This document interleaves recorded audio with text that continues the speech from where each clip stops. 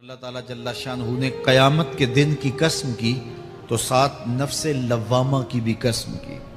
قسم تو کوئی بھی کرے تو سننے والا متوجہ ہوتا ہے کہ یہ جو قسم کی جا رہی ہے تو یہ کسی عنوان کی اہمیت کو بیان کرنا مقصود ہے۔ تو پھر قسم اگر رب کرے تو پھر سمجھنے کے لیے کافی ہے کہ وہ کتنا اہم مضمون ہوگا جس پہ میرا رب ہو کے قسم کر رہا ہے۔ تو قیامت پر اللہ تعالیٰ قسم فرما رہا ہے تاکہ اس کا قسم فرمانا اہل عقل کے لیے کافی ہو کہ اس کے اس بات کے لیے اس سے بڑی کیا دلیل ہو سکتی ہے کہ میرا رب اس پہ قسم کر رہا ہے۔ اَيَحْسَبُ الْإِنسَانُ أَن لَّن نَّجْمَعَ عِظَامَهُ، اللہ تعالیٰ ارشاد فرماتا ہے کہ کیا آدمی یہ سمجھتا ہے کہ ہم ہرگز اس کی ہڈیاں جمع نہیں فرمائیں گے؟ یہ ایک کافر تھا، عدی بن ربیعہ، یہ مراد ہے یہاں انسان سے۔ ایک روایت کے مطابق ابو جہل بن ہشام مراد ہے۔ تو یہ ابو جہل یا عدی بن ربیعہ یہ کہتے تھے کہ کیا ہڈیوں کو دوبارہ جوڑا جائے گا، دوبارہ ان کو جمع کیا جائے گا؟ یہ نہیں ہو سکتا، قیامت نہیں آ سکتی۔ وہ کہتے تھے یہ جہاں ہے بس ختم ہو جائے گا کام تمام، لہٰذا جو عزت پانی ہے، جو لذت حاصل کرنی ہے، جو عیش و عشرت کرنی ہے، جو کچھ کرنا ہے اسی جہان میں کر لو۔ آج کل بہت سارے لوگوں کا رویہ بھی یہی ہے کہ بس ٹھیک ہے یہ دنیا ہی سب کچھ ہے، آخرت بس ایک اعتقاد کی حد تک ذہن کے کسی گوشے میں ہے، 2 لمحوں کے لیے خیال آیا تو رک گئے، پھر اپنی وہی ڈگر کی زندگی۔ لیکن آخرت جب تیقن کی اس منزل تک پہنچ جائے پھر انسان کے اعمال کے اندر خود بخود جو ہے وہ نظم پیدا ہو جاتا ہے کہ چونکہ میں اللہ کے حضور پیش ہونا ہے اور ایک ایک عمل کا میں نے حساب دینا ہے۔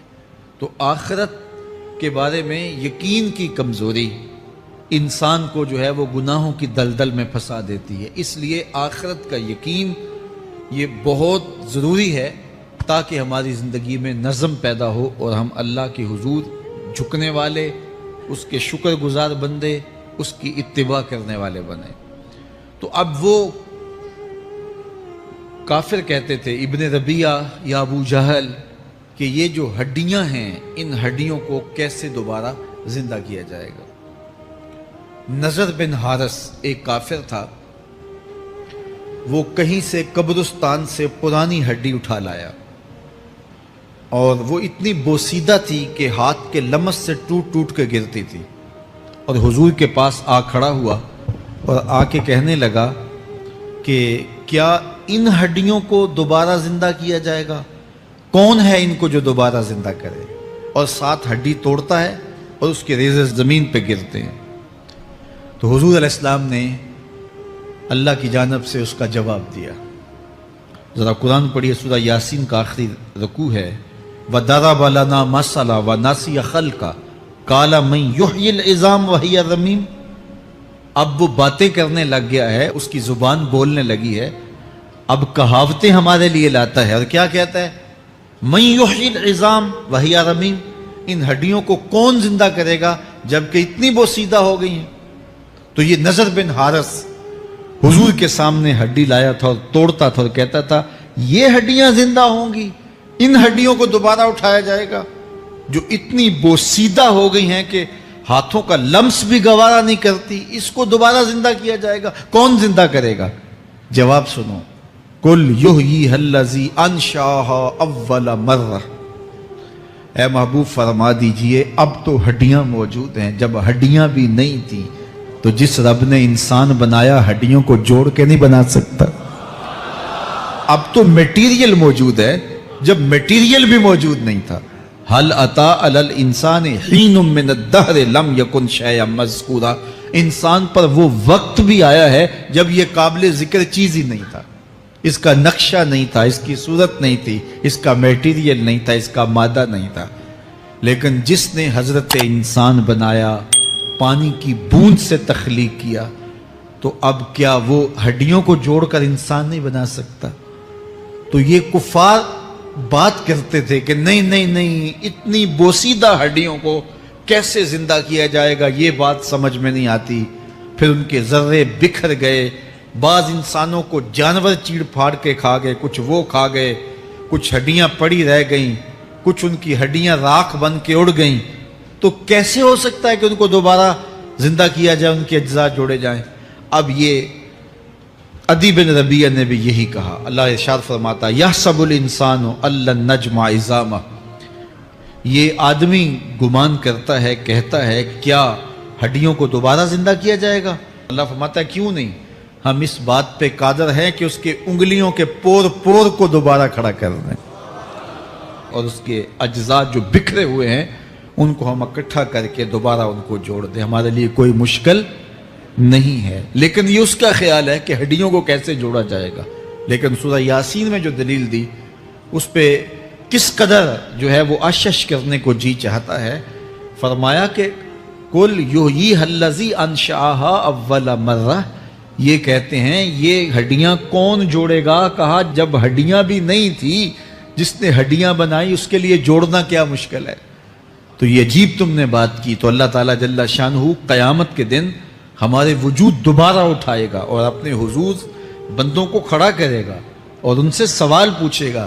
یہ نہیں ہے کہ جو مرضی کرتے گئے، ایک آدمی نے ظلم کیا، جبر کیا، زیادتیاں کی، لوگوں کا حق لوٹا، لوگوں کا مال غصب کیا، عزتیں پامال کی، اور اتنا مؤثر تھا کہ عدالتیں وہ خرید لیتا تھا، کچہریاں وہ خرید لیتا تھا، پولیس وہ خرید لیتا تھا، کوئی سے پوچھنے والا نہیں تھا، اس کی بات چلتی تھی، اس کا فون چلتا تھا، اس کا رکا چلتا تھا، عیش و عشرت کی زندگی گزاری اور مر گیا، ہزاروں کے حق غصب کر کے، ہزاروں کا مال ہڑپ کر کے، لوگوں کی آبروئیں لوٹ کے مر گیا اور قبر میں چلا گیا، بس قصہ ختم۔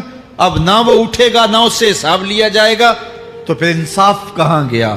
ایک عدالت ایسی ہونی چاہیے کہ جس عدالت میں اس کو بھی پکڑا جائے اور ٹکٹکی پہ باندھا جائے کہ دنیا پر تو کسی نے تجھے پکڑا نہیں، آ اس عدالت میں تیرے خلاف سلطانی گواہ بھی موجود ہیں اور تجھے گناہوں کا، جرم کا بدلہ بھی دیا جائے گا، اور منصف جو ہے وہ انصاف کرے اور ان مظلوموں کو کھڑا کیا جائے کہ دنیا پر تو تمہاری داد رسی کسی نے کی، اس دربار میں تمہاری پوری پوری داد رسی کی جائے گی۔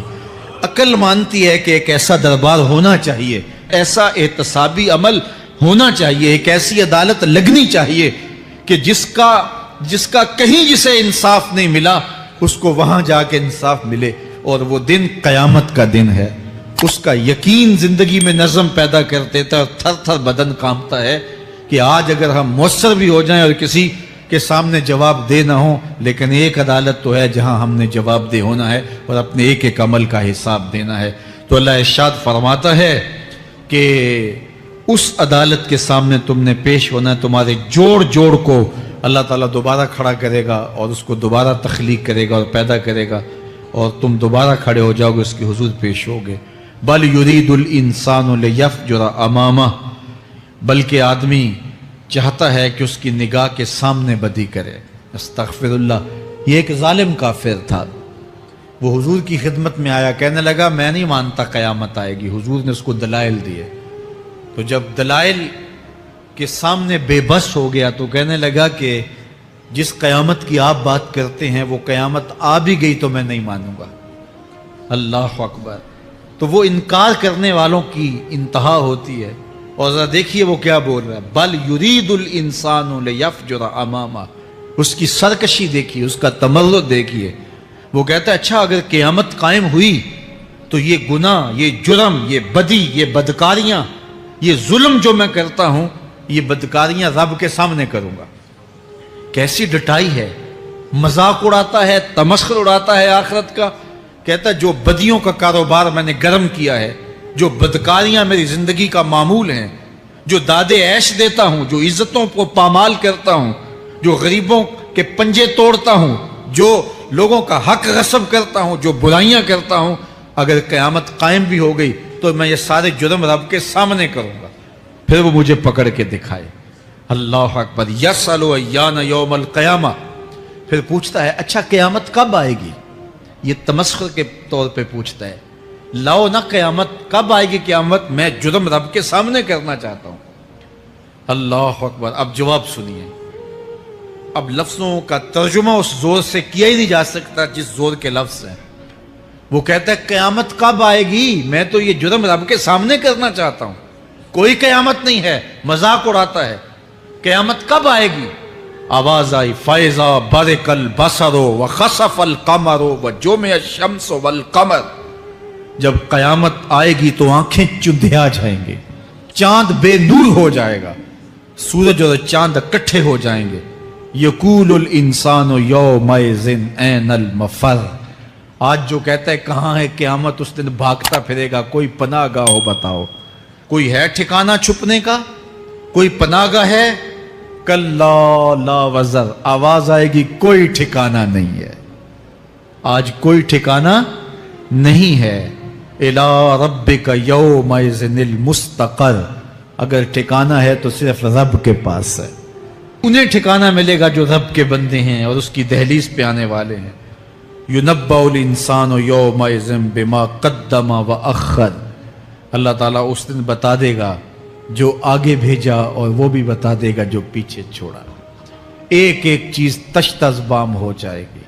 یوم تبلی السرائر فما لہ من قوت ولا ناصر، اللہ فرماتا سارے راز کھل جائیں گے، جو بند کمروں میں جرم کیے داد عیش دیتا رہا وہ بھی کھل جائیں گے، اور پھر کوئی طاقت نہیں ہوگی، کوئی زور نہیں ہوگا، کوئی زر نہیں ہوگا جو اس کو بے نقاب ہونے سے بچا سکے۔ اے داور حشر میرا نامہ اعمال نہ پوچھ، اس میں کئی پردہ نشینوں کے بھی نام آتے ہیں۔ تو وہ کتنا سخت دن ہوگا۔ ارشاد فرمایا جائے گا کہ جو آگے بھیجا، جو پیچھے چھوڑا، جو جرم کرتا رہا، جو نیکیاں کی، جو برائیاں کی، سب کچھ تشت ازبام ہو جائے گا۔ بل الانسان علی نفسہ بصیرہ، بلکہ آدمی خود اپنے حال پر اچھی طرح خود آگاہ ہے۔ ہم اسے نامہ اعمال کے دفتر دیں گے جہاں سب کچھ لکھا ہوگا۔ قرآن بتاتا جب نامہ اعمال سامنے آئے گا تو وہ بے ساختہ پکار اٹھے گا، ما لہذا الکتاب لا یغادر صغیرۃ ولا کبیرۃ الا احصاها، ہائے اس کتاب کو کیا ہوا، اس نے چھوٹی بڑی کوئی بات نہیں چھوڑی، سب کچھ لکھ دیا۔ نامہ اعمال سامنے ہوگے، زمین بولے گی، ہاتھ پاؤں بولیں گے، فرشتے بولیں گے، کرامن کاتبین بتائیں گے یہ کیا کیا جرم کرتا رہا، کیا کیا گناہ کرتا رہا۔ تو اس دن ہر شے سامنے آ جائے گی۔ تو یہ تو ثبوت ہوں گے ہی ہوں گے، لیکن اللہ فرماتا ہے ثبوت تو اپنی جگہ، لیکن بل الانسان علی نفسہ بصیرہ، کیا انسان کو خود نہیں پتا کہ وہ کہاں کھڑا ہے؟ اس کو اپنے جرائم کی فہرست خود یاد ہے، اس کے ضمیر پہ خود اس کا بوجھ موجود ہے۔ اسے یہ نامہ اعمال نہ بتاتے، فرشتے نہ بتاتے، پھر بھی اسے پتا تھا کہ میں کیا ہوں اور کہاں میں نے جرم کیا ہے۔ وَلَوْ أَلْقَى مَعَاذِيرَهُ، اللہ اکبر، اگر اس کے پاس جتنے بہانے ہوں سب لا ڈالے، جب بھی کوئی اس کا بہانہ نہیں سنا جائے گا۔ قیامت کا دن ہوگا، دنیا کے اوپر تو بہانوں سے انسان بچ نکلتا ہے۔ کوئی جھوٹ بول لیا، کوئی جھوٹا گواہ پیش کر دیا، کوئی مکر کر لیا، کوئی رشوت چل گئی، کوئی سفارش کام آ گئی، کوئی بہانہ تراش لیا، بات کو توڑ موڑ کے پیش کر لیا۔ لیکن قیامت کا جب دن ہوگا تو کوئی نہ جھوٹا گواہ چلے گا، نہ رب کی پولیس رشوت لیتی ہے، نہ وہاں انصاف کے خلاف کوئی کام ہوگا، اور نہ ہی کوئی بہانہ چل سکے گا۔ اللہ اکبر۔ دوسری بات مفسرین نے یہ بھی لکھی کہ بعض اوقات یہ ہوتا ہے کہ انسان اپنے گناہ پر، اپنے جرم پر کوئی بہانہ تلاش کر کے لوگوں کو مطمئن کر لیتا ہے۔ جو اس نے جرم کیا، کسی سے زیادتی کی، کسی کا حق غصب کیا، تو لوگوں نے ملامت کی تو وہ کوئی بہانہ تلاشتا ہے اور لوگوں کو مطمئن کر لیتا ہے۔ بعض اوقات لاجواب کر دیتا ہے، بعض اوقات مطمئن بھی کر لیتا ہے۔ وہ لوگوں کو تو مطمئن کر لیتا ہے، لیکن وہ خود مطمئن نہیں ہو سکتا۔ جس نے جرم کیا ہوتا ہے، جرم اس کو اندر سے ڈستا رہتا ہے، اس کا ضمیر اس کو ٹھوکریں مارتا رہتا ہے، اندر کی بے چینی اسے تنگ کرتی رہتی ہے، اگرچہ وہ دلائل سے، مکر و فریب سے، باتوں کو توڑ موڑ کے عذر کر لیتا ہے، کوئی بہانہ بنا لیتا ہے، لیکن اس کے باوجود اس کے اندر کوئی چین، اندر کوئی اطمینان نہیں ہوتا۔ اللہ اکبر! تو مجرم بے چین رہتا ہے۔ آج ہماری بے چینیوں کا ایک سبب ہمارا مالک کی دہلیز سے منہ موڑنا اور بہت سارے دیدہ نادیدہ گناہوں کا ارتکاب کرنا ہے۔ جب ہم سے سستیاں ہو جاتی ہیں، کوتاہیاں ہو جاتی ہیں، تو وہ گناہ ہمارا پیچھا نہیں چھوڑتے اور ہمیں بے چین اور مضطرب رکھتے ہیں۔ تو بعض اوقات جو ہے وہ ہم کہتے ہیں کہ پتہ نہیں بے چینی کیا ہے۔ بے چینی گناہوں کی ہے۔ گناہ طبیعت میں بے چینی پیدا کر دیتا ہے، سکون نہیں آنے دیتا۔ اطمینان کی دولت چھن جاتی ہے جب کوئی شخص گناہ کرتا ہے، اور یہ لازمی نہیں ہے کہ وہ کسی کا حق غصب کرے، اس نے کسی کی عزت ہی پامال کی ہو، اس نے کسی کی آبرو پہ حملہ کیا ہو۔ اگر نماز چھوڑی ہے تو بے چینی یہ بھی کم نہیں ہے، یہ رب کی نافرمانی ہے۔ اگر اس کی نظر بھٹکی ہے تو یہ بھی کم بے چینی نہیں دیتی۔ اگر اس کا خیال بہکا ہے، اس نے زبان سے کسی کو دکھ دیا ہے، اس نے کسی کے لیے سب و شتم کا انداز اختیار کیا ہے، گالی گلوچ کا رنگ اختیار کیا ہے، تو پھر کیا ہوا کہ یہ بے چینی اندر کو توڑتی رہتی ہے۔ انسان چلتا پھرتا ہے لیکن اسے طمانیت نہیں ملتی، اسے سکون نہیں ملتا۔ سکون کب ملے گا؟ سکون تب ملتا ہے جب کسی سے زیادتی کی ہو تو اس سے جا کے معافی مانگ لی جائے، اور اس لجاجت کے ساتھ معافی مانگی جائے کہ وہ مجبور ہو جائے معاف کرنے پہ، تو پھر اندر طمانیت اتر جاتی ہے۔ اگر رب کی نافرمانیاں کی ہیں تو لیلۃ القدر کے دامن میں اس سے معافی مانگ لو، اتنی لجاجت سے معافی مانگو، اس قدر رو کے معافی مانگو، ترلے منت پہ اتر آؤ، ہاتھ جوڑو، آنسو بہاؤ، چیخو، چلاؤ، رو، اس کی دہلیز سے لپٹ جاؤ، اس سے اپنے گناہوں کی معذرت کرو۔ جب مالک نے معاف کر دیا، اندر کی ساری بے چینیاں مٹ جائیں گی، دل کو قرار مل جائے گا، دل کو تسکین نصیب ہوگی۔ تسکین اس کی دہلیز سے تمہیں ملے گی، یہ اندر سے پھوٹتی ہے، باہر سے نہیں آتی ہے۔ تسکین کے قافلے اندر ہی اترتے ہیں، اندر سے اس کے سوتے پھوٹتے ہیں، اس کے چشمے پھوٹتے ہیں۔ ہم باہر سے ڈھونڈتے ہیں، باہر سے تسکین نہیں ملتی، یہ اندر سے آئے گی۔ اس لیے اس دل کے اوپر لگے ہوئے میل کچیل کو، غلاظت کو دور کر لو اور کھرچ دو دل کے اوپر پڑے ہوئے جتنے بھی زنگ ہیں، تو پھر نتیجہ کیا ہوگا؟ دل ستھرا ہوگا، مصفا ہوگا، مزکا ہوگا، تو پھر دل پر نور ہوگا، تو پھر آپ کو زندگی گزارنے کا لطف اور سرور اور مزہ آنے لگ جائے گا۔ تو انسان جب دلیلیں تراشتا ہے، اس سے بعض اوقات اپنے آپ کو بھی مطمئن کرنے کی کوشش کرتا ہے، اوروں کو بھی مطمئن کر لیتا ہے، لیکن حقیقت میں اطمینان نہیں ہوتا، وہ بے چینی ہوتی ہے۔ تو اللہ تعالیٰ جل شانہ اس کہانی کو بیان کرتے ہوئے ایک اور مضمون کو بیان کیا، اور یہ بالکل درمیان میں جملہ معترضہ کے طور پہ جو ہے وہ نظر آ رہا ہے کہ بات تو چل رہی ہے، تو اچانک اللہ اپنے محبوب سے مخاطبہ فرماتا ہے، کیا ارشاد کرتا ہے؟ لا تحرک بہ لسانک لتعجل بہ۔ تو یہ اچانک بات کیوں آ گئی؟ اصل بات یہ تھی کہ جب وحی نازل ہوتی تو آقا کریم علیہ السلام ہمہ تن گوش ہو کے اس وحی کو سنتے، پھر اس کو محفوظ کرنے کی فکر ہوتی کہ جو میں نے سنا ہے وہ اچھی طرح مجھے یاد ہو جائے، اور پھر آقا کریم علیہ السلام کی تیسری فکر یہ ہوتی کہ اس کے جو معارف ہیں، اسرار ہیں، اور اس کے جو ثمرات ہیں، اس کی جو تفصیلات اور نکلنے والے اس کے نتائج ہیں، وہ بھی اچھی طرح جو ہے وہ میں سمجھ پاؤں۔ تو یہ تین مشقتیں بیک وقت حضور گوارا کر رہے ہوتے۔ اب قیامت کا ہولناک منظر جو پیش کیا گیا، اور پھر انسان جب اپنے رب کی نافرمانی کرتا ہے تو جو اس کا حال ہوتا ہے، تو یہ سارے مضامین کو اللہ کے محبوب سن رہے تھے۔ حضور کے قلب اطہر پر گرانی آئی، اور میرے رب کو کیسے گوارا تھا۔ جو حضور سن رہے تھے جلدی جلدی اس کو زبان پہ لانا چاہ رہے تھے تاکہ وہ اچھی طرح ازبر ہو جائے، لیکن اللہ نے محبوب کی اس مشقت کو دیکھا تو فرمایا لا تحرک بہ لسانک لتعجل بہ۔ महबूब आप अपनी ज़ुबान को जुम्बश न दें, आप जल्दी करते हैं ताकि वो जो मैंने सुना है वो मेरी ज़ुबान पे आ जाए।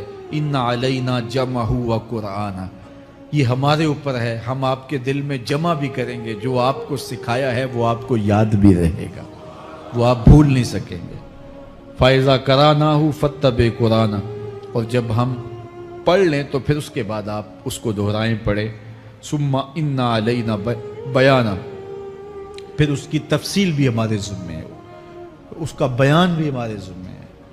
इससे वो लोग जो हुज्जियत हदीस का इनकार करते हैं और फिर वो कहते हैं कि नहीं बस कुरान मजीद की आयात ही हैं, उसके अलावा और कुछ नहीं है, वो मिनल्ला नहीं है, तो यहाँ गौर करना है। सुम्मा इन्ना अलैना बयाना फरमाया गया, फिर हमारे ऊपर है उसका बयान जो आपको हम इल्का करें। और आका करीम ने फरमाया, सुनन निसाई की रिवायत है, इन्नमा ऊतीतुल कुरान व मिस्लहु माहु, मुझे कुरान दिया गया और कुरान जितने और उलूम भी मेरे सीने में रखे गए। तो सिर्फ कुरान ही नहीं उतारा गया हुजूर के सीने में, हुजूर के सीने में बहुत कुछ नाजिल किया। हुजूर का सीना गंजीना है असरार व मानी का, और अल्लाह ताला जल्ला शानहू ने अपने महबूब को बहुत कुछ अता किया। ये बयान करने के बाद फरमाया, कल्ला बल तुहिब्बूनल आजिला व तज़रूनल आखिरा। अल्लाहु अकबर, कोई नहीं बल्कि ये जो तुम लोग हो ए काफरो, तुम उस चीज़ को पसंद करते हो जो बिल्कुल नकद है, जो जल्द मिलने वाली है। दुनिया का सौदा नकद है, दुनिया के नफ़े नकद हैं, दुनिया की लज्जात नकद हैं। शैतान कहता है अब चोरी करो अब माल आएगा, अब जना करो अब लज्जत मिलेगी, अब डाका करो अब अमीर हो जाओगे। तो दुनिया के सौदे नकद हैं और आखिरत के वादे उधार हैं। तो इरशाद फरमाया, बल तुहिब्बूनल आजिला, तुम दुनिया की जो आजिल चीज़ें हैं, जो बिल्कुल नकद सौदे हैं, तुम उनके पीछे पड़ते हो। व तज़रूनल आखिरा, और आखिरत को छोड़ते हो। दूसरे मुकाम पे इरशाद फरमाया सूरह अल आला में, बल तो सिरूनल हयात दुनिया वल आखिरतु खैरुम व अबका, तुम दुनिया की जीती जिंदगी को तरजीह देते हो, हालांकि आखिरत बेहतर भी है और दायमी भी। मैं आपकी तवज्जो चाहूँगा, आखिरत बेहतर भी है और दायमी भी, लेकिन तुम्हारी तरजीह ये दुनिया है जिसकी आखिरत के मुकाबले में कोई हैसियत ही नहीं है। हुजूर ने इरशाद फरमाया, अगर किसी को जन्नत में एक कोड़ा रखने की जगह मिल जाए, एक डंडा रखने की जगह मिल जाए, दुनिया व मा फीहा की दौलतों से वो ज्यादा कीमती है। 7 बर्र-ए-आज़मों पे फैली हुई कायनात, समुद्रों की तहों में कीमती मोती, पहाड़ों के दामन में कीमती मादनियात, मालियाती इदारों के पास सरमाए, लोगों के पास दौलत के अंबार, ये सारे इकट्ठे कर लिए जाएं और इनकी कीमत लगाई जाए, और जन्नत में एक डंडा रखने की जगह, एक असा रखने की जगह, एक कोड़ा रखने की जगह, वो जगह फिर भी ज्यादा कीमती है। प्रॉपर्टी वैल्यू होती है ना। वो कहते हैं कि दूर दराज देहात से 10 एकड़ फरोख्त करें तो यहाँ हमारे बाईपास पे अगर लें तो 1 कनाल जगह आएगी, 10 एकड़ फरोख्त करके यहाँ 1 कनाल मिलेगी। और अगर आप मजीद इसको फरोख्त करके मजीद जो है वो किसी महंगे इलाके में चले जाएं तो हो सकता है 2 मरले इस 10 एकड़ के मुकाबले में आए। तो इस तरह मुख्तलिफ जगहों की प्रॉपर्टी वैल्यू होती है। अल्लाह के महबूब जन्नत की प्रॉपर्टी वैल्यू बता रहे हैं। 7 बर्र-ए-आज़मों पे फैली हुई कायनात को एक पलड़े में रखें। पूरी दुनिया के अंदर जो सरमाए हैं, जो माजी में सरमाए लोगों ने खर्च कर लिए, जो हाल में मौजूद हैं, जो आने वाले दवार में लोगों के पास आएंगे, कारून का खजाना और सरमाए सारे इकट्ठे करके एक पलड़े में रख दें, जन्नत में एक असा रखने की जगह फिर भी ज्यादा कीमती है। तो फिर दुनिया की आखिरत के मुकाबले में कीमत क्या हुई? दुनिया की जन्नत के मुकाबले में वैल्यू क्या हुई? और जन्नत में सबसे कम जगह किसको मिलेगी? जो सबसे आखिर में जाएगा। जाहिर है सबसे कम जगह उसी के पास होगी जो सबसे आखिर में जहन्नुम के धक्के खा खा के رگڑے سہ سہ کے پھر آخر میں جنت میں جائے گا، سب سے تھوڑی جگہ اس کے پاس ہوگی۔ حدیث پاک میں آتا ہے، بخاری میں آتا ہے، حضور نے ارشاد فرمایا کہ جب جہنم سے آخری جہنمی نکالا جائے گا تو اللہ تعالیٰ اسے پوچھے گا بتا تیری کوئی آرزو، تو وہ کہے گا مالک یہ آرزو ہے، یہ آرزو ہے، مختلف آرزوؤں بتائے گا۔ اللہ فرمائے گا لکا ما تمنیتا، جو تو نے آرزو کی جا جا تجھے میں نے عطا کر دی، اب جنت میں چلا جا۔ تو اس کی تو توقع یہ ہوگی کہ سایہ دیوار جنت میں جگہ مل جائے تو غنیمت ہے، اور اگر جنت کے اندر جاؤں تو کوئی جھونپڑا مل جائے 2 مرلے کا تو وہ بھی کافی ہے۔ لیکن اللہ اسے کتنی جگہ دے گا؟ اللہ فرمائے گا جا جنت میں، تیرے لیے جنت میں دنیا سے 10 گنا جگہ ہے۔ 7 بر اعظموں کو 10 سے ضرب دے تو کہا کہ دنیا سے 10 گنا جگہ تیرے لیے۔ اس کو یقین ہی نہیں آئے گا، وہ کہے گا اتسخر وانت الملک، میرے رب تو بادشاہ ہو کے مجھ سے مذاق کر رہا ہے؟ اللہ فرمائے گا نہیں، تیرے لیے 10 گنا جگہ ہے، اور اس کے لیے 10 گنا جگہ ہوگی جو سب سے آخر میں جنت میں جائے گا۔ میں آپ کی توجہ چاہوں گا، جو آخری جنتی ہے اس کے پاس کتنی جگہ ہوگی، کتنی پراپرٹی ہوگی؟ آج تو 2 10 20 50 مربع کسی کے پاس ہوں تو وہ اتراتا ہوا چلتا ہے کہ میں اتنا بڑا ذمہ دار ہوں۔ جنت میں آخری جنتی کی جگہ کتنی ہوگی؟ دنیا سے 10 گنا جگہ۔ تو داتا گنج بخش علی حجویری کی جاگیروں کا عالم کیا ہوگا؟ بابا فرید الدین گنجے شکر کی جاگیروں کا عالم کیا ہوگا؟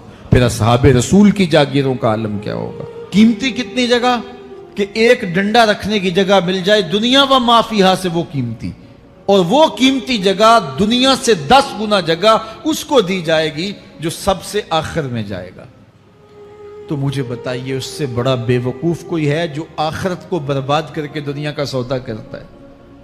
بل توسرون الحیات الدنیا والآخرۃ خیر وابقا، کہا آخرت بہتر بھی ہے اور دائمی بھی ہے، نہ ختم ہونے والی زندگی ہے۔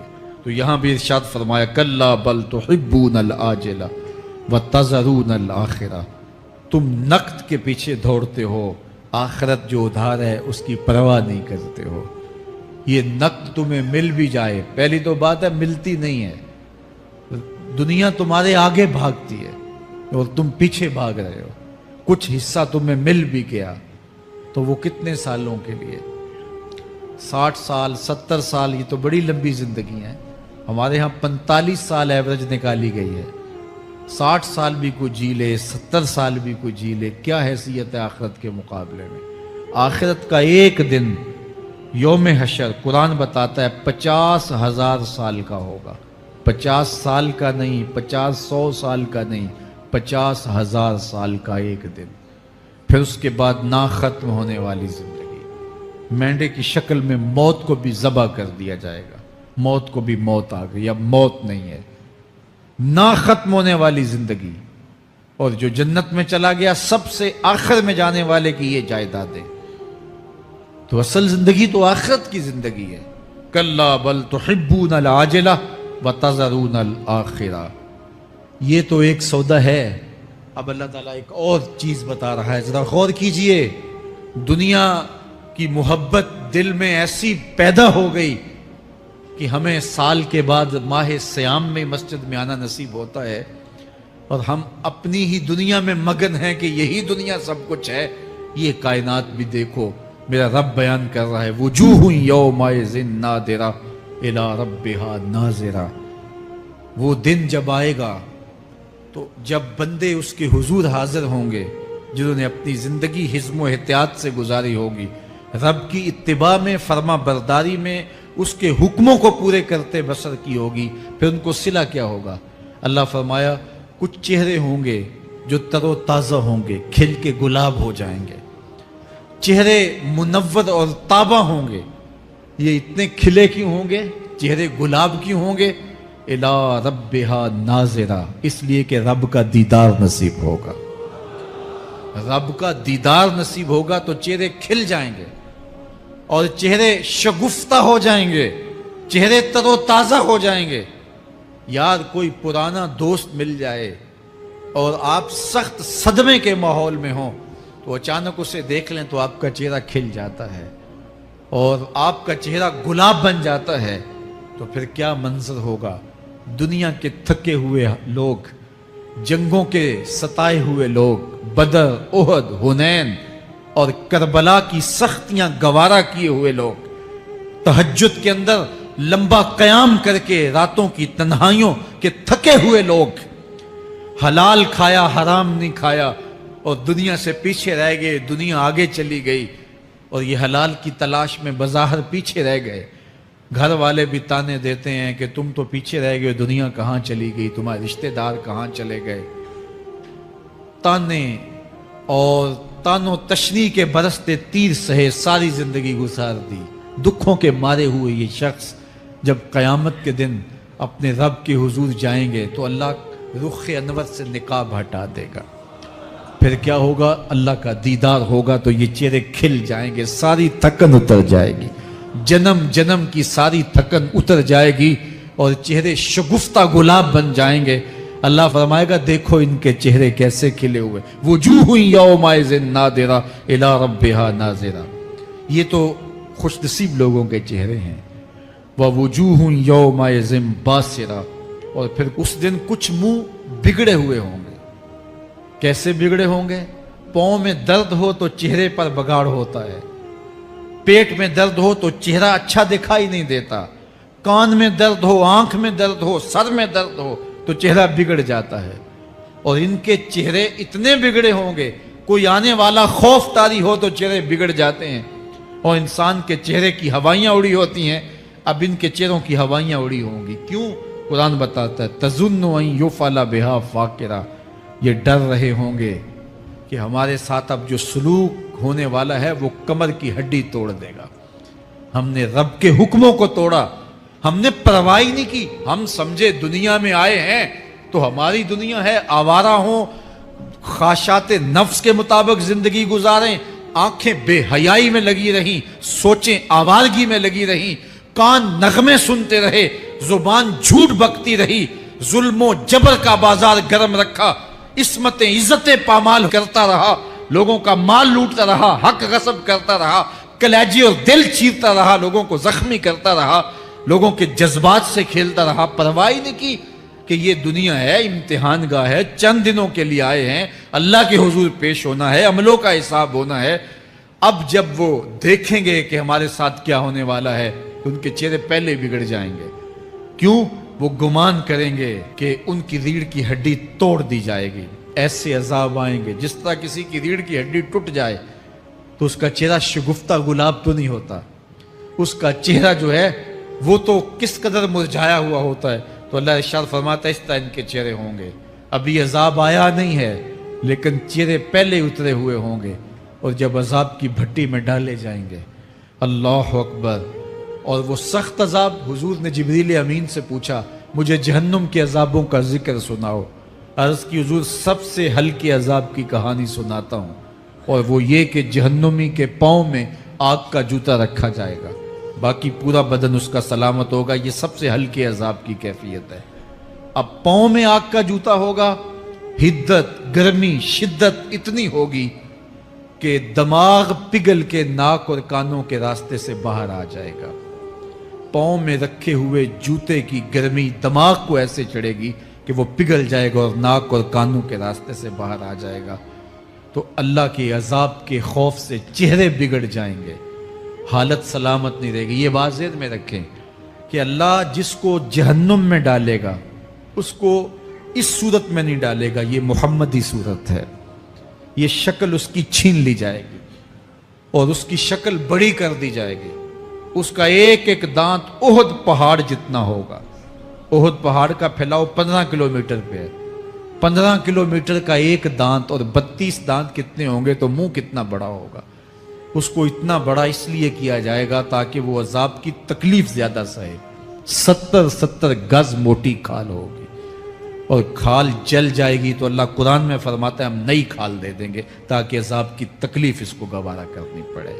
फिर चीखेगा, चिल्लाएगा, हाय मुझे पानी दो, पानी दो, प्यास की शिद्दत है। 70 साल तक तो उसकी कोई आवाज ही नहीं सुनेगा। 70 साल के बाद दारोगा जहन्नम चीख कर कहेगा क्या मांगता है, वो बोलेगा मुझे पानी चाहिए। कहा जाएगा तो अभी मिलता है पानी। फिर दारोगा जहन्नम उसे पानी देगा, कोका कोला की बोतल देगा या पेप्सी थमा देगा या मिनरल वाटर की बोतल देगा? नहीं, कुरान बताता है उसे माए हमीम दिया जाएगा, खौलता हुआ पानी, और वो इतना गर्म होगा जब पीने के लिए चेहरे के करीब करेगा, उससे उठती हुई भाप की वजह से चेहरे की खाल उधड़ के उसके अंदर गिर पड़ेगी, लेकिन इसके बावजूद उसको पीना पड़ेगा। अल्लाह फरमाता है ये दुनिया ही सब कुछ नहीं है, समझ लिया यही सब कुछ है, आखिरत को भूल गए, सुबह उठे काम पे चले गए, शाम आए आवारगी में चले गए, सदाएं आती रही हय्या अला स्वला हय्या अल फला, कोई परवाह नहीं की, ना पेशानियों ने सजदे किए, ना सोचों में पाकीज़गी आई, जिंदगी यूं गुजार के चले गए। ऐसे नहीं, कहा एक वो होंगे जिनके चेहरे शगुफ्ता गुलाब होंगे, एक वो होंगे जिनके चेहरे बिगड़े हुए होंगे। अल्लाह अकबर। कल्ला इज़ा बलगतित तराकी, ये तो क़यामत का मंजर है ना, क़यामत से कबल भी एक मंजर है, अल्लाह उस मंजर को भी बयान कर रहा है। कल्ला इज़ा बलगतित तराकी, हाँ हाँ जब जान गले को पहुंच जाएगी। ऐ इंसान तेरे ऊपर वो घड़ी भी आने वाली है, वो वक्त भी आने वाला है जब सांस इस हंसली में अटक जाएगा, जब सीने से भी सांस ऊपर चली गई। अब डॉक्टर भी लाइलाज करार दे रहे हैं कि अब इलाज नहीं रहा है, जान बस अब निकलना चाह रही है, और कहा जाएगा कोई झाड़ फूंक वाला बुलाओ। अब डॉक्टरों ने तो जवाब दे दिया, अब सांस अटक गई गले में, चंद लम्हों की मेहमान है। अब डॉक्टरों ने कहा अब हमारी जानब से ला इलाज हो गया, अब ले जाओ इसको घर या वेंटिलेटर पे डाल देते हैं इसको, बस अब हमारी जानब से कोई इसका इलाज नहीं है। अब घर वाले रोते हैं, कहते हैं कोई झाड़ फूंक वाला लाओ, कोई दम वाला लाओ, शायद वो कोई दम करे तो इसकी जान में जान आ जाए। डॉक्टरों ने तो लाइलाज करार दे दिया। वज़न्ना अन्नहुल फिराक, अल्लाह फरमाता है ये तो झाड़ फूंक वाले को ढूंढ रहे हैं, लेकिन जिसकी सांस यहां अटकी है वो समझ गया है अब मौत आ गई है, उसको यकीन हो गया है कि अब मौत के लम्हे आ गए हैं, अब मैं बच नहीं पाऊंगा। अब आंखें ताड़े लगी हुई हैं। वल्तफ़ति साक़ो बिस्साक़, पिंडली पे पिंडली चढ़ रही है। जब मौत आ जाती है तो फिर पिंडली से पिंडली लिपट जाती है, उसको फिर जुदा करते हैं और जुदा करके दोनों अंगूठे बांध देते हैं ताकि पिंडली के ऊपर पिंडली न चढ़े। अल्लाह वो मंजर बयान करता है, साहेब ये वक्त आने वाला है जब दोनों अंगूठे बांध दिए जाएंगे, जब नाक में रुई ठोंस दी जाएगी, जब चिट्टे लिबास में कफन दिया जाएगा, जब गस्साल के सामने बेबस पड़े होंगे, वो चाहे ये बाजू उठाए चाहे ये बाजू उठाए, गर्म पानी डाले या सर्द पानी डाले, जब बस पड़े हुए होंगे जो है वो गुस्ल देने वालों के, और नाक में रुई होगी और दोनों अंगूठे आपस में बंधे होंगे।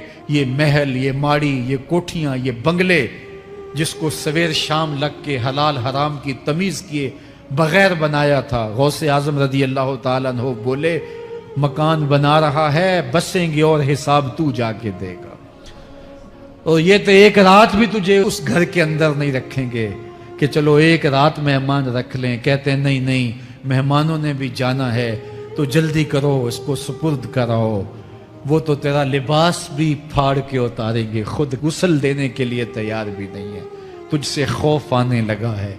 जांदी वारी डरोना बने होते, हाथ ना लांदे डर दे, जिन्ना लई तू पाप कमाए अज किथे नहीं तेरे कर दे। आज तो वो तेरे साथ तुझे गुस्ल देने के लिए आमादा नहीं है। वल्तफ़ति साक़ो बिस्साक़, जब पिंडली पे पिंडली चढ़ने लग जाएगी, इला रब्बिका यौमइज़िनिल मसाक़, उस दिन तेरे रब की तरफ ही लौट के जाना है। फला सद्दका वला सल्ला, उसने ना तो सच माना और ना नमाज पढ़ी, वलाकिन कज़्ज़बा व तवल्ला, हाँ जुटलाया और मुंह फेर के चल पड़ा। सुम्मा ज़हबा इला अहलिही यतमत्ता, फिर अपने घर को अकड़ता हुआ चला। औला लका फ़औला सुम्मा औला लका फ़औला, तेरी खराबी आ पहुंची, हाँ तेरी खराबी आ पहुंची। अयहसबुल इंसान अन युतरका सुदा, इंसान दुनिया में ये गुमान करता है उसको सुदा छोड़ दिया जाएगा। सुदा अरबी में ऐसे ऊंट को कहते हैं जिसकी महार किसी के हाथ में ना हो। शुतरे बेमहार, जहां मर्जी जिस घाट से चाहे पानी पिए, जहां से मर्जी चारा ले, तो शुतरे बेमहार को कहते हैं सुदा। तो ये इंसान भी गुमान करता है कि मैं भी सुदा हूं, मुझे कोई क्यों पूछे, मेरे जज्बात पे कोई क्यों कदगन लगाए, मुझे क्यों रोके कोई। बिलखसूस जवानी के अय्याम के अंदर जवान को बड़ा होता है कि कोई मुझे क्यों, वो तो माँ बाप के कहने में भी नहीं आना चाहता, वो कहता है क्यों मुझे रोकते हैं, मेरी जवानी है, मेरे जज्बात हैं, मुझे आजादी से जीने दो, क्यों मेरे रास्ते में रुकावट बनते हो, मैं सुदा हूं। अल्लाह फरमाता है नहीं, एक ऊंट तो सुदा हो सकता है, जिसको मैंने अशरफुल मखलूकात बनाया है उसको तो सुदा नहीं छोड़ूंगा, उसको तो पाबंद बनाऊंगा हकाम का। अब वो कहता है कि नहीं नहीं, ये कैसे दोबारा उठाए जाएंगे। अब दोबारा वही बात फिर आ गई, अलम यकु नुतफतम मिन मनीय्यि युमना। अल्लाह फरमाता है एक बूंद थी ना, पानी का एक कतरा था जो रहम मादर में रखा गया, सुम्मा काना अलका, फिर वो पानी का कतरा लोथड़ा बना, फखलका फसव्वा, फिर अल्लाह ने उसे पैदा फरमाया और फिर ठीक हमवार किया, फजअल मिन्हु ज़ौजैनि ज़कर वल उन्सा, फिर उससे वो जोड़ बनाए, कोई मर्द बनाया कोई औरत बनाई। कहा अब गौर कर, अब तेरी आंखें देखती हैं, बिजलियां चमकती हैं, तेरी जुबान का तोती बोलता है, लोग आशश करते हैं तेरी गुफ्तगू पे, तेरी गुफ्तार पे सदके जाते हैं, तेरे लहजे के जमाल को देखते हैं, तेरे सीने का जोर, तेरे पंजों की ताकत, तेरी दिमाग की तेजियां और तेरी सोचों के उजाले, तेरी जोरदार टांगें, तेरे कड़ियल बाजू और तेरी चौड़ी छाती और तेरे गुलाब की पत्तियों जैसे होंठ।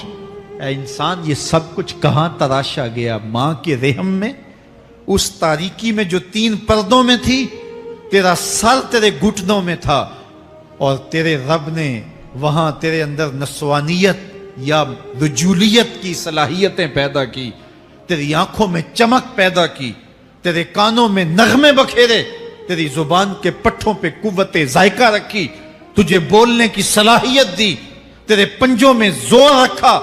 आज तू मुफ्ती शहर है, आज तू अलामतुद्दहर है, आज तू काज़ीउल कज़्ज़ात है, आज तू मिनिस्टर है, आज तू वजीर आजम है, आज तू पहलवान है, आज तू शहजादा है, आज तू बादशाह है, आज तू जोरावर है, आज तेरी ताकत के क्या कहने, आज शेरों को तू नचा लेता है, हाथियों को तू बैठा लेता है, आज तू बड़ा जोरावर घुड़सवार है, आज तेरी ताकत के क्या कहने, तू कुश्ती करता है, जमाना देखने आता है, आज तेरी ताकत के शोहरे हैं, तेरी अजमत के तंतने हैं। लेकिन इंसान, तू एक नापाक कतरा था और रहम मादर में था, तेरे अंदर ये रंग किसने भरे, तेरे कानों में नगमे किसने रखे, तुझे दिमाग की कुव्वतें किसने दी, जुबान को बोलना किसने सिखाया, आंखों में तवानाइयां किसने रखी, तेरी जुबान का तोती बोलता है, ये सलीके किसने दिए। फिर अल्लाह फरमाया, कितना जोरदार बयान है, अलैसा ज़ालिका बिक़ादिरिन अला अन युहयियल मौता, जो मां के पेट में एक नुत्फे को एक खूबसूरत इंसान बना सकता है, हड्डियों को जोड़ के दोबारा इंसान नहीं बना सकता। क्या वो दोबारा तुझे खड़ा नहीं कर सकता अपने सामने पेश होने के लिए, जिसके हुक्मों को तूने तोड़ा है, जिसके फरामीन का तूने मजाक उड़ाया है? क्या वो इतना ही बेबस है कि अपने हुजूर तुझे जो है वो खड़ा ही नहीं कर सकता है? जिस रब ने तुझे मां के शिकम में शक्ल दी, हजरत शेख फरीदुद्दीन अत्तार बोलते हैं, साने किस्ती सलाती मी शवद, ऐसा कारीगर है मट्टी से बादशाह बना डालता है। उसने मट्टी से दारा और सिकंदर बनाए, उसने मट्टी से जो है वो रुस्तम और सहराब बनाए, उसने मट्टी से क्या क्या बना दिया जो मट्टी से बादशाह बना सकता है, जो नुत्फाए रहमे मादर से जो है वो शक्ल और सूरत और रंग और जमाल बना देता है। तेरी सूरत निखरती है, तेरे होंठ गुलाबी हैं और तेरी नरगसी आंखें हैं, तेरे रेशमी बाल हैं और तेरी खूबसूरत रंगत है, تو چال چلتا ہے تو لگتا ہے قیامت چل رہی ہے، تیرا قدِ رانا جو ہے وہ صنوبر کو شرماتا ہے، تیری گفتار کے تنتنے ہیں، جس نے اتنی خوبصورت شکل ماں کے رحم میں بنائی، کیا وہ ہڈیوں کو جوڑ کے دوبارہ انسان نہیں بنا سکتا؟ وہ دوبارہ انسان بنائے گا اور پھر تجھے اپنے حضور کھڑا کرے گا۔ اور ایک حدیث میں آتا ہے اللہ بندے کو اپنے حضور کھڑا کرنے کے بعد اپنے سامنے سے ہٹنے نہیں دے گا جب تک 5 سوال نہیں پوچھ لے گا۔ ان عمرہ ہی فیما افنا ہو، اس کی عمر کے بارے میں پوچھے گا کہاں ضائع کی؟ میں نے تجھے زندگی دی 60 سال 70 سال 40 سال 50 سال، اس زندگی کو کہاں گزار کے آیا ہے؟ ان شباب ہی فیما ابلا ہو، اس کی جوانی کے بارے میں پوچھا جائے گا، جوانی کہاں